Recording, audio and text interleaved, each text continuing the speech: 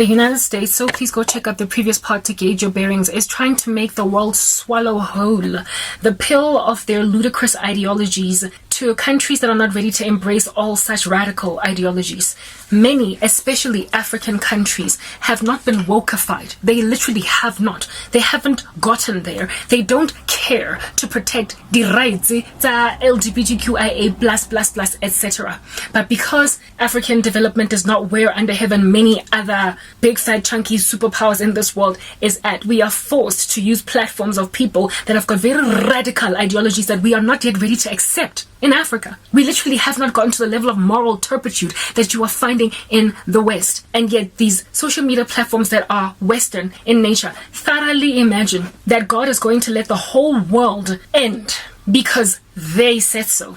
The whole world end because they are tarnished. They are shoving it down our throats at a rate that is unswallowable, like literally swallowing a whole apple without chewing it. It's not gradual. They just want to shove it down our throats. They've been influential all this time, but there are places where, especially in Africa, people are like, I know, we still want to keep things raw, man, and basic. This stuff is too extreme. It's too flamboyant. It's like it's a Lady Gaga that look like the hoof of a goat. We can't just take that. So when then the main social media streaming platforms of this earth have got that kind of political rhetoric behind them, what do you think God is going to do? And I've already done a message of that nature. God is going to shift the power balance over to where it is that people are still happy to heed what he has to say about who human beings are, what they're here to do, what their purpose is. Where there are still people that are happy to be sober in how they think about genders, God is going to move stuff over.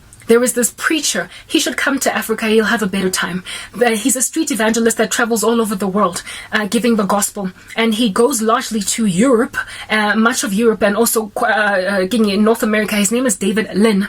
And the way he is so antagonized in Europe, the way there are so many mockers and scoffers, the way they are so rude to him, even in his own country, in the US. I'm like, dude, come to Africa. You might have a better time. Literally, attempt to street evangelize in Africa, and people might actually agree with you. You will literally get far less persecution on the street as a street evangelist in Africa than you will anywhere else in the world. What that means is that the ears, the hearing ears, and the seeing eyes of Western society that has been spoiled by advancements in technology has made them forget God.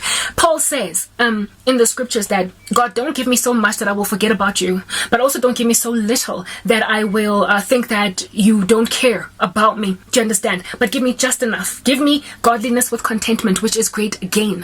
Help me know how to abound and how to be brought low, and to know that in everything, like just being content with you, is great gain. So Europe and much of North America, if anything, if not all of North America, but let's just stick to much of North America, because portions of North America are not quite as far gone as the United States of America, okay? They are so spoiled with technology. They are the tantamount, therefore, of much having people. They've got a lot. They have so advanced in technology. They have so created structures that have got the appearance of omnipresence, omnipotence, and omniscience. God likes like a technology that they think they don't need anything. They have been given so much that they think God don't exist. So when preachers go and evangelize there, it's like trying to fill a cup that's already full.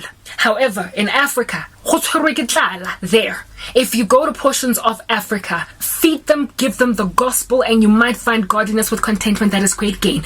Street evangelists that keep on getting abused, persecuted, tripped, and given grief and argued with by people who are embracing a very stupid agenda. They might not get that kind of punishment and torture there. So it turns out missionary work is still doing its work in other portions of the world. There are places that are not so full and fat, like drooling and sleepy with rigor, with itis, that they can't hear the gospel. They're not yet fat. They're not contented with the technological presence or that appears godly, that appears like God. They are not yet satiated with omnipresence by technology, omnipotence by technology, omnibenevolence by technology, and omniscience by technology. They are yet to create a God out of AI or out of technology or out of social media platforms, and so therefore they are highly likely going to more than anything embrace the gospel and where you keep going. I'm not saying David Lynn must stop going to parts of Europe to preach, and I'm also not saying that he mustn't preach to his own country. I am just saying he should try Africa. He might have a much easier time here, meaning that the US is under judgment and so too is much of Europe. But if at all there's still a place where the gospel can be spread with any level of success, the world is not over. But when you have got a pseudo-omniscience or a pseudo-omnipotence, like a delusion of grandeur as a country, you will have a skewed view of the rapture, which is why so many Americans are obsessed with it. You will have a skewed view of the rapture because you will think the world is coming to an end because your world is coming to an end. That's why I can't lean on the rapture alone. You got to look at things from all different kinds of perspectives. So any country that is adopting the agenda of a place that has made out of God technology, they're over and done with. Their dusted conglomerate. And South Africa is among them. This country has sold its soul to the Western devil. And the sad thing about that is God would have continued to bless it. It would have thrived and it would have likely been the most thriving economy in Africa. But if anything, it's going a downward spiral real fast. And nobody's even trying to fix the electricity issue in the country. So I want to get out of here. If the US does not repent, which I am greatly desirous they should, because many people that I follow are there and I would hate to see them go through a lot, then their power is going to be shifted over somewhere else and people are not going to be so willing to listen to them anymore. And human beings are exhausted with being smothered, silenced, and forced down their throat, an agenda their countries have not gradually introduced to them as appropriate or okay. Many countries in the world still think the woke agenda is ludicrous. It is insane. It is extreme. It is flamboyant. It has wings. It's got fuzzy fur. It's moldy. It's got issues that they just cannot embrace, and that the US is busy silencing people based on it.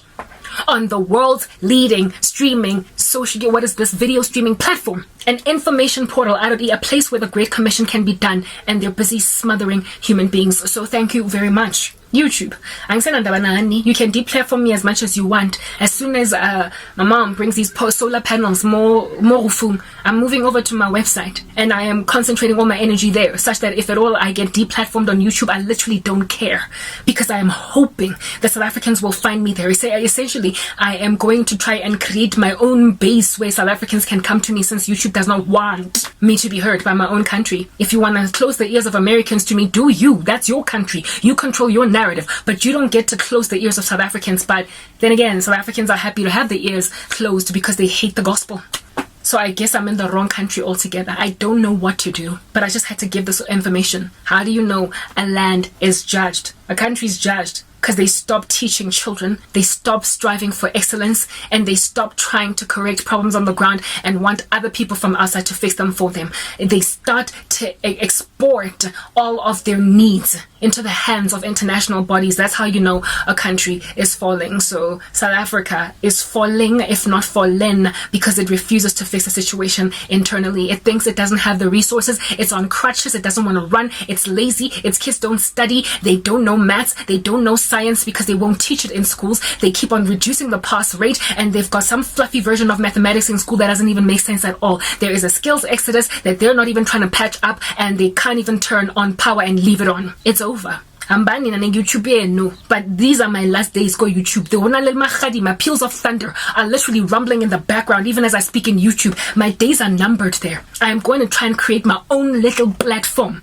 where I don't have to rely on American algorithms that are freaking woke and are dumb, don't make sense at all, and that are incarcerating a South African prophet in their country because they imagine that South Africans are content with having that person sit in their jail cell and not speak to their land. You have gone on and grabbed Elijah and put him in the wilderness for 3.5 years because you keep on persecuting him. That is what they've done to the servants of God in the ground in this country. They had it coming because they can't stand God. They can't stand the gospel. They're lukewarm. They're insensitive. They love ancestral worship. They're witchy. So they had it coming. They had it coming that they can't even notice that South African YouTubers, content creators can't speak because YouTube says no. You can't even notice That there is an actual manipulation by the social media platform that is American, that is YouTube, from causing South Africans to hear what South Africans are saying. Unless you're some fluffy vlogger, it's not left fur on them, you're not going to be left alone on YouTube. They will thwart your content. You will grow at a snail's pace. You will never reach the level of prominence that Russell Brand is at. You will never reach the level of prominence that Candace Owens is at. You will never even reach the level of prominence that some of these YouTubers, American preachers are at. Because you are speaking about an issue that is prominent in your country, that the United States feels this is done and dusted, we're finished with it. No, we're not done and dusted, finished with it in Africa. After all, we are a third world continent. We are a third world country as South Africa. So therefore, many of the issues that you have arrived with, we are still on the way. So you don't get to silence us on it. We get to revolutionize where we need to revolutionize in areas where you've arrived, because we're still going there. So if you're going to block the progress of our countries, God is going to block you. He will give innovation to whatever ecosystem is still pontificating the gospel. So all the best, YouTube, with the 5 seconds that you have left as a superpower information portal. Literally, your days are numbered. And as for South Africa, it is no wonder you're getting dumber and dumber. You're busy listening to an American agenda that's silencing your prophets. It is no wonder you're under so much judgment. I'm signing out in Christ's name, Crank.